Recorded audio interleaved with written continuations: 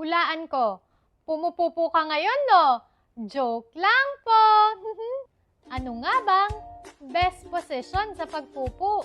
Alam mo bang base sa pag-aaral, yung pinaka-effective na posisyon sa pagdumi ay yung kapag nakasquat tayo.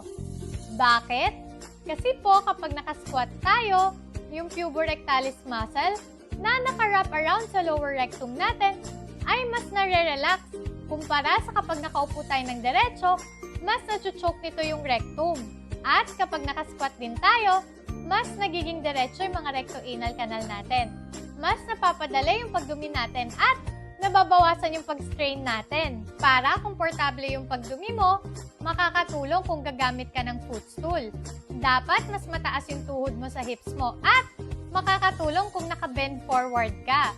Pero linawin ko lang, kung komportable ka ng pumupo ng nakaupo ng diretso, wala naman pong problema yan. Kung nahihirapan ka naman, maaaring makatulong sa'yo yung pag-squat. Ilan pa sa mga toilet habits na maaaring makatulong para hindi ka mahirapan dumumi? Una, subukan mong magpupo sa parehong oras, araw-araw. Iwasan mo din yung pagpigil sa yung paghinga at pag-iri ng sobra.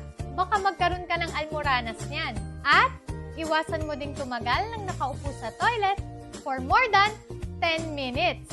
Kung naka 10 minutes ka na at wala pa ding lumalabas, tumayo ka muna at magpahinga at saka ka na lang bumalik ulit. Para naman makaiwas sa constipation, uminom ka ng maraming tubig. Kumain ka ng mga pagkain mataas sa fiber.